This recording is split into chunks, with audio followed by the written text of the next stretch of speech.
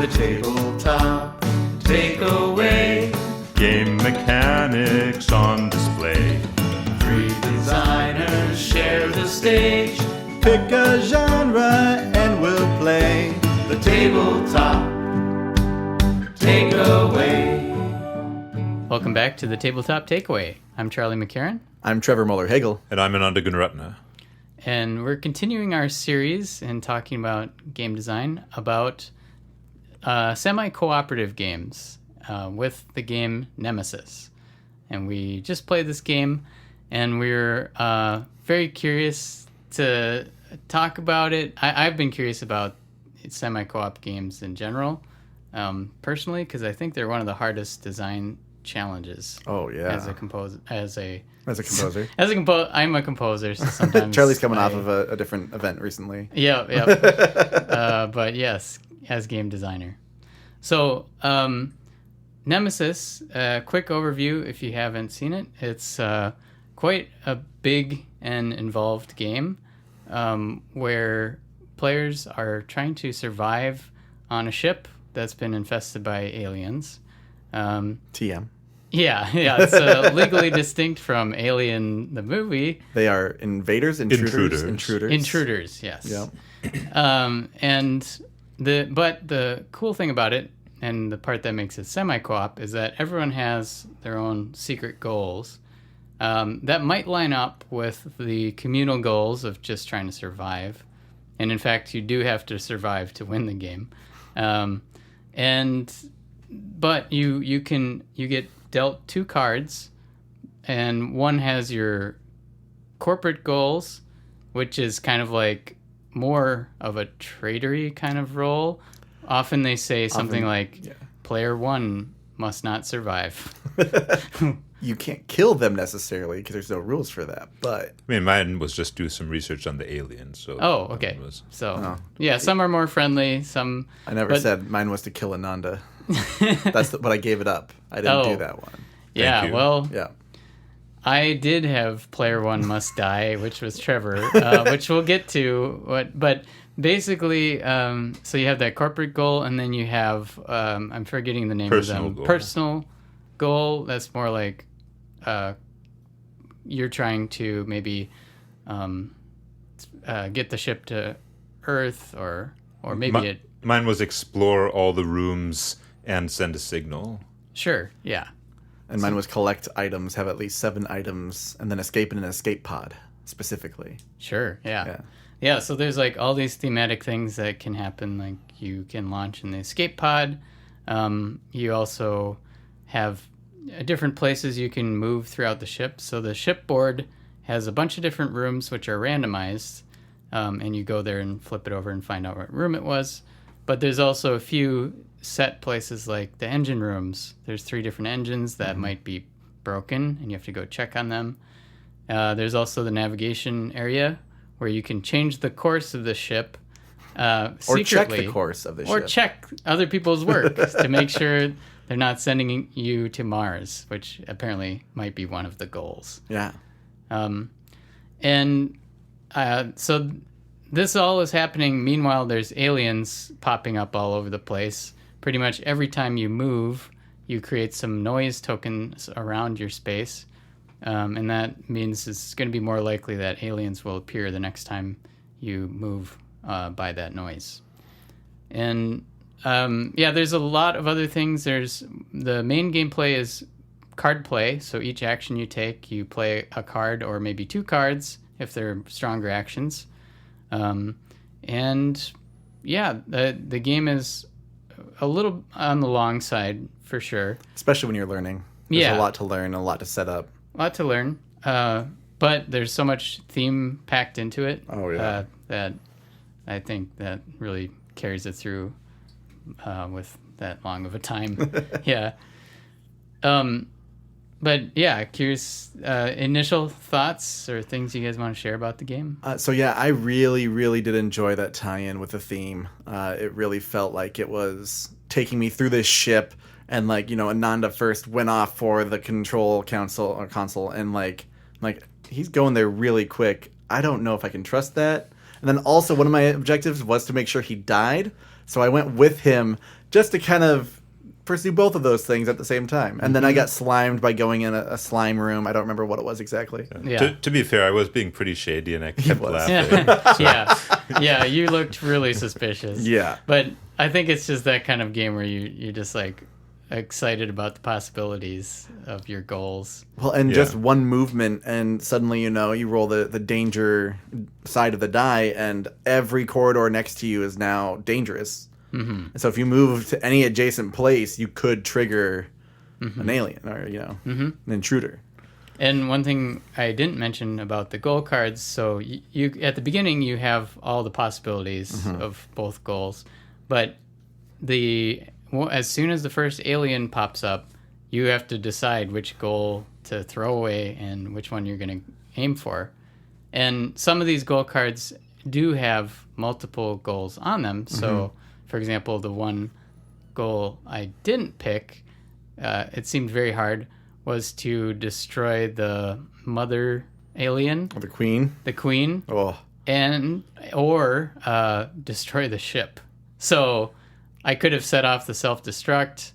And the first time I played this game, I actually did have that card.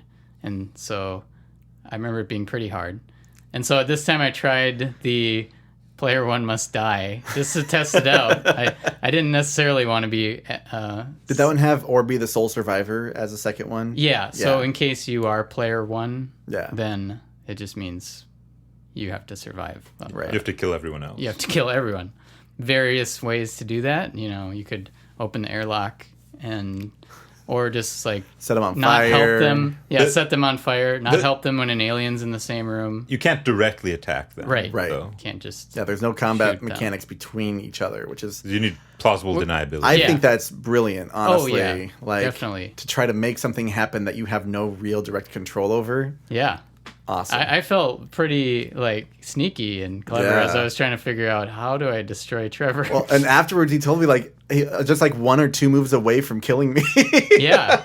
I was like, oh God, I didn't even know. Yeah. I trusted you, Charlie. But meanwhile, I was so distracted by the aliens that I couldn't get into the God. airlock control room. So. Well, and they really start to populate and multiply and even though the mechanics will even remove them at some point, all the adults are gone now. It's that's disconcerting.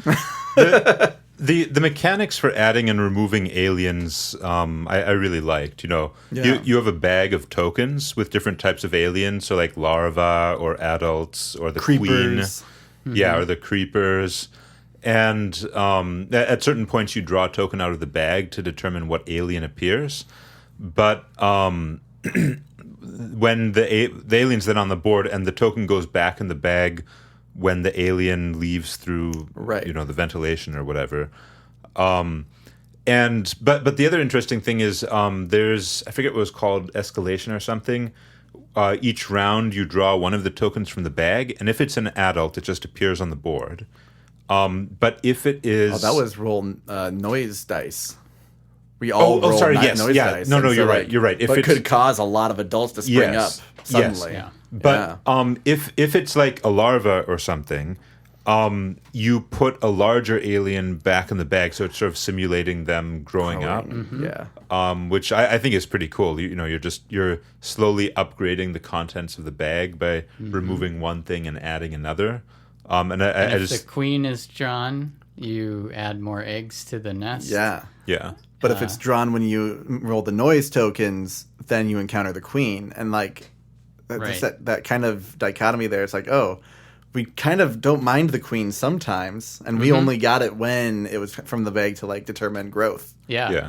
So we lucked out. But I think that's that's a cool thing this isn't a bag builder game, but I can imagine a game where you do have a bag of things and you pull things out and then upgrade them by putting other things back in. Yeah. And I think that would be pretty satisfying to do. That's a very smooth mechanic for sure. Yeah. Yeah. What do you guys think in terms of the semi-co-op nature of it? Since that's that mystery is really fascinating. Just that, because it is more of a, you're playing a character on a ship. You have limited knowledge of what other people have. And you're kind of having to trust, but not completely, everything that's going on. And it's pretty good at giving you ways to sabotage things without being obvious, because like the reactors, for example, or the engines, yes. The engines, you don't know which ones are broken or fixed, and you don't know that unless you go and inspect them or use the one room that lets you inspect all of them. Right. Same thing with the destination. Unless you go and look at it yourself, you don't actually know where it is. You have to rely on like having two other people agree that, oh yeah, it's going to such and such a place, and if you want to sabotage someone, you can't attack them directly, but there are lots of ways that are sort of plausibly deniable to sabotage them, like just making noise nearby. Makes it more likely they get attacked, for instance. Yeah, you just go into the room that's adjacent to them, hoping that it, adds a noise token, so that if they come in there, that's like, oh well, sorry man, that's rough. Yeah, I think of like Battlestar Galactica, the board game. Also has sort of a hidden traitor Cylon thing, but in that game there aren't that many ways for you to discreetly sabotage things. I mean, there's the skill check, sure, but I don't know. That game, you put cards in the middle, face down, shuffle them up, and then see what happened. Is that Dark Moon as well? Is that a similar system? So Dark Moon was based on someone had the idea to make Battlestar Galactica Light. Right. Oh, that's right. And yes, I think maybe, I don't know. I would like to play that with you guys sometime, because I think of it again more as kind of like a traitor game where there's a traitor. Yeah, for sure, and you can't all win together, right? Yeah. That's impossible from the get-go. But yeah, I thought this did a really good job of giving you ways that you could sabotage people if you wanted to. Yeah. Yeah. And I think it's interesting playing this semi-co-op versus Galapagos, where it's very clear, like, if we all did as well as we could, we'd all win at this same goal, which is get off the island. But Nemesis is more like everyone has their own goal, and you're kind of just hoping that yours align, and your different goals. But yeah, I guess you do have the same goal of surviving, at least for a while. Well, I mean, I don't know if I'd call it the same goal, because you need to survive, but that doesn't mean the other people do. That's true. It's kind of everyone for themselves. Kind of, yeah. And you're just going by hoping that you can kind of help each other defeat aliens, because it's in your both in your best interest. Typically, yeah. Well, like for example, with the airlock, if someone's in a room with an alien, like there's venting them out the airlock is not necessarily a terrible idea. If the alien's in there too? Yeah. I mean, if you think that they're sincerely working toward a similar goal as you, then maybe you wouldn't want to do it. But, if not, it probably doesn't hurt you that much. I mean, it does hurt your, like, net action economy a little bit. Yeah. And your flexibility. Because it's a big ship. Aliens, yeah. Right. And you only can, like, move twice. Yeah. And so, like, to get across the entire ship can take time. So having people, strategically positioned is really helpful. You have to keep people alive long enough that, they'll, like, fix the engines and stuff. Early game, you wouldn't want to kick them out the airlock. But late game... Oh, yeah. When you just have to get to that escape pod, it'll open when everyone's dead anyway, or when someone dies. So. Yes, that's true. That's actually a reason to do it. Yeah. And then you survive and go to Earth. Yeah. Yeah. One thing I liked, so it's a little weird. It has two different combat systems. One for when the aliens are attacking you, and one for when you're attacking the aliens. Mm-hmm. The one when you're attacking the aliens is like just roll a die. But I really like the one for when the aliens are attacking you, because they draw a card, and if the card matches the type of alien, then it does something. I haven't seen that in a lot of games. I think the only one I can think of that I've seen that in is Australia. That's Australia with a Z. Oh. Which is, I think it was like a Cthulhu type invasion of Australia or something. Anyway, but the idea of, combat is draw a card, see if it matches, and then do something if it matches, depending on what it is, condition. or it might have different instructions depending on what there is. But it's really clean, right? Like you resolve the combat in one step. Right. You don't need to roll dice and figure out what's going on, and you can have complicated effects. Because you only have to read the card for whichever type of enemy you're fighting. So I think that's a really good, probably underrated combat system. Yeah. Yeah, and especially- it counts as the alien's defense too. The number on there is basically like, oh, check Yes. against their damage they've taken. Is it higher than that number? Then they're dead. Yeah. Oh, actually, yeah. The Same alien number or higher. the alien health system. Thank you for reminding me. That is really cool. Because like Charlie says, the aliens don't have a specific amount of health. It's just whenever they take damage, you draw a card, and then if their total amount of damage that they have is greater than that number, they die. So you don't know exactly how much damage it takes to kill them, which is pretty cool, actually. Yeah, and so each attack, you're going to be hurting them hopefully a little bit more. But like if they're at like that 4 or 5 level, and then like, oh, they just rolled, we drew a 6 last time. I just have to hit them one more time, and maybe it'll be like a 4 or 5. And so like you never know what will actually be the tipping point, or it might just be 3 damage and they just die. It's like, oh, Yeah. great, that one was easy. I mean, I think it does a really good job of simulating the uncertainty Yeah. of fighting an unknown enemy. That's a really good Right? point. You don't know Yeah. how tough they are. Yeah. So you just have to hope that the next shot at them is going to be enough to kill them. And you know that the more shots you have on them, the more likely they will die at the very least. So Yes. it's not like completely random every time, which Yeah. is great. Yeah. And we would have gotten better at fighting them had we studied the dead bodies around the like we could take both them to the human lab. bodies, corpses of the aliens, and eggs. But we didn't even get that.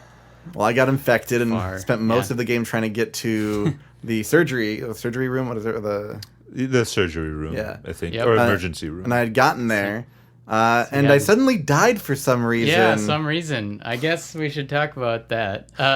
Unless Yeah. Oh, well, actually, so the infection cards, I don't think we've talked about it all. we So didn't know. Like, yeah. they're super cool. Because now, Charlie, you made a game kind of like this with decoder glasses, where you had cards and they had hidden text on them, but if you wore the right color of glasses, you could see the text. Yes. And I feel like Nemesis does something like that, but like in a really interesting way, and in a way that's very different than the way that you approached it, which is that so part of the game is you have a deck of cards and you draw these for your hand and they have actions on them. And when you're in contact with the aliens, you get infection cards. And these are added to your deck, so and they're not useful, so they sort of slow you down because you draw an infection card, you can't do anything with it. So in that sense, they're bad. But also, some of the infection cards are like really bad larvae that will gestate into sort of a chest burster, except not chest burster because Per se. but because it's not aliens, they're intruders, but. But the really cool thing about this is in order to figure out which type of card you have to go and scan the cards. It's like, you're scanning yourself for infections, and then you put the cards in this little scanner. You don't need to put on glasses or anything. You just, there's a little bit of colored film that you put the cards behind, and that tells you what's on the card. And this is, I don't know, I think this might be my takeaway, actually. Nice. Which is that I can see this working really well in a deck building game. Yeah. Because it's just, you can have cards where you don't know all of the information on the cards, and there's a specific way that you can find out the rest of the information, and you can just have these cards in your deck and like be drawing and playing them without even knowing Other things they can do. Yeah. Yeah. So I think As like a positive thing you could have. right. Yeah, it could be positive or it could be negative. So I guess my takeaway is I see another use for those decoder glasses Oh yeah. in a deck building game. Yeah. That'd be crazy. Yeah. I like it. Yeah, I'm working on my glasses game and also set in space. And there's something about like space theme where you're trying to survive with alien beings There's a lot of those kind of games, I think, that are on the border of traders or, some semi-co-op in some ways. Battlestar Galactica, Dark Moon is kind of like that, and yeah. Among Us, too, isn't that? Among Us. Yeah, the video game. Yeah. So, I mean, maybe this glasses game is entering a crowded market, but what I've realized is that people don't want to wear those for more than, 20 minutes. And I've been trying to wrangle, all this theme that's in Nemesis somehow into, a very short game. Very short And maybe game. it's a fool's errand, because, thinking about all the different aspects of this game that we didn't even touch some of it. Yeah. So I don't know. I would love to see a shorter version work too, but yeah. Yeah, I can definitely see it being hard because you have a lot of that anticipation happening with the intruders, and when you're going around the ship and risk versus reward, you're having all these different elements come into play. So that's really hard to make kickoff in a quick way. Yeah, but you definitely can. The question is how well does that actually work with the theme and with the mechanics you're trying to use? Right. Yeah. It's certain tough. themes you just need the extra time. Oh yeah. To make it sink in, maybe. Yeah. Well, having dual purpose things as well obviously can help you with a lot of those fast movements, just like the alien defense and attack cards. Yeah. Yeah. Yeah. I'm just thinking about this game versus Galapagos. Galapagos feels like it does feel like you're on the island surviving, but it definitely feels more light and lighthearted, resource kind of management. Yeah. Well, I think my takeaway is the goal cards, because I just really like that system that you have all the options at the beginning, and then at some point you have to decide. Okay, I'm going for these. And yet you still, on many of the cards, still have two options. So you could still decide to help the group or not. Mm-hmm. Yeah. I did not really have an option to help the group. It Yeah. was either kill Ananda, kill everyone, or get a lot of items and escape. Oh, right. So you didn't really because I didn't really care. Interesting. But I needed to get the thing out of my head so I could live. Because I was pretty sure I was going to die if I had that on myself when I left. But I wasn't actually sure about that. I should look at that more. Taking the goal idea to the extreme. Yeah. I can imagine a game where you start with 7 different goals, and then periodically throughout the game you winnow them down until you have just one left. Oh. And then... So actually, a version of my glasses game did have that. And the idea was you just have a hand of cards, and you're actually walking around the room like Blood on the Clock Tower. Oh, okay. And you're trading cards with other players. And some of the goal cards, at the end, the cards you have left in your hand, you have to choose one. And if you met the conditions, you get to, you win. And they might be things like, I have to collect a certain amount of things in my hand. Oh, sure.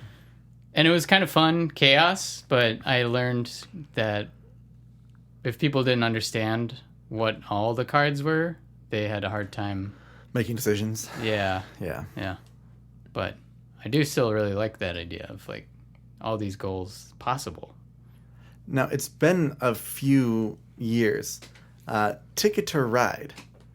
That has a similar thing, but you don't have to discard it, right? You have multiple route objectives. It's a little different. Yeah. Because you can get more of them, too. You can get more of them. Yeah. Yeah, at the start of the game, you choose a really long route, and then you get a couple smaller routes and can discard some of them immediately. And then throughout the game, you can gain routes by drawing 3 and then keeping at least 1. Oh, okay, that's right. But in Ticket to Ride, after you've taken them, you can't discard them. And if you haven't completed the route by the end of the game, you lose points. So that's actually interesting. I wouldn't have minded having the ability to switch out a goal during this, but having it be where it's kind of announced to everyone that you do so, like going to the control room or something, Sure. and then you draw a new goal card, and then you have a new one in front of you, and now you have to choose between these two. That's a good idea. I hope they have that in one of the expansions. Right? Because it's just nice because if you get pigeonholed too early, it makes it really hard to come back from that. Yeah. And so playing a game when you can't win is always a hard experience to have, right? But, So I should bring up, actually, on sure. that note, I died first. And Yay! we were looking at, what happens when you die? And there is a special variant that is the player who dies first becomes the alien entity. And you get a deck of cards, and instead of doing the normal event stuff, you play cards on your turn. Right. And there are things like attack with the aliens, move the aliens. And I got the first card I looked at was kill all players that have infection, the facehugger things on them. Yep. And there was Trevor right about to heal. Like turn 2 or 3 with this thing. And it was the weirdest feeling because I was like, well, canonically, I am trying to kill Trevor. Right. And now I have the power to do so with an alien. Well, canonically, you were dead. Well, I was dead, sure. But my spirit, that was maybe gobbled up by an alien. In the meta of the game. Charlie wanted Trevor dead. So I did it, but it didn't feel good because I just stopped your game. Right. Like you had some cool stuff. And I was almost there, and then I had like 4 of the 7 items. I was like, okay, I'm getting there. And in terms of incentives, it's also kind of weird because I think even the rule book says, as the alien player, you can't win. You're just trying to drag everyone down. Right. Which, I don't know, that doesn't feel like a great motivation to me. I guess that really is more of a take that at that point for the alien perspective. Oh, yeah. Very take that. Yeah. But the thing is, like, I didn't feel vengeance towards anybody. Right. You guys didn't kill me. It was I died by alien. Yeah. So yeah, it felt weird. I don't know. It did feel better when we just treated it as okay, anyone who dies is on the alien team. So then now that Trevor was dead, we passed the cards. So we got to have some interaction with the game still. You weren't completely eliminated. To be fair, it was an optional rule. Right. Yeah. It was a variant, not in the core rule set. Yep. I can see how it was kind of like a hey, someone's out. Let's just speed up the game so that... Speed up the game, keep them engaged. And I think rarely like you'd have a second person die right away. Right. I think that was kind of a unique situation because like you progressed the game a lot faster when you became the intruders. Yeah, it felt very powerful. Yeah. Yeah. But yeah, so I don't know. That brings it back into the toughness of making a semi-co-op game is like when your alliance shifts mid-game. And Battlestar Galactica has this too, and I was talking with a friend yesterday about that, and we both agreed that method almost feels better, where just halfway through the game you get dealt or everyone gets dealt a card and someone new becomes another Cylon. Oh. And it's weird because you've been working to save the ship this whole time, and now you're just dealt like, oh, totally change your plans. Randomly. All right. Yeah, but it's funny, and now it feels like a new fun challenge. Like, there's another Cylon out there who you can team up with now. And it could be you too. Oh, I see. Yeah. Yeah. Yeah. So I was thinking from the other people's side, like, oh man, we don't know who it is, and they're going to think it's me. Yeah. So how do I stop that? Right. Yeah, so you're having a second werewolf appear during One Night Ultimate Werewolf. Yep. Partway through the game. Yep. And that feels versus I don't know. It feels nice that it's still hidden versus in Nemesis it's just obvious like, oh, now Charlie's the bad guy. Right. Yeah, not really a traitor at that point, more just the adversary. Yeah. Yeah. Yeah. Yeah, so I haven't actually done my takeaway yet, I realized. So for me, like, there was we didn't talk about this at all, actually, I just realized. But the discovery mechanic I really like, and just the versatility of the ship being able to be rearranged for multiple different games. But it has a central ring that's like the ones that are always in the game. Then there's an outer ring of things that get more variable. And then there's always... The front of the ship and the back of the ship are always the same no matter what. You have the engines and you have the control console.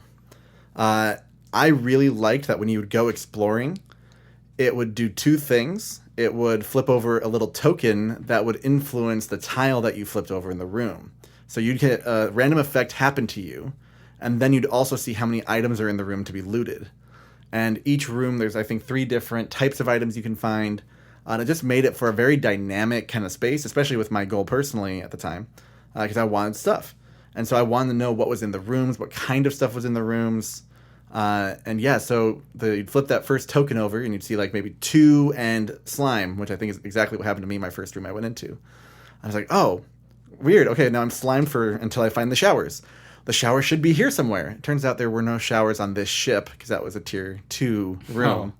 But you could remove it in other ways.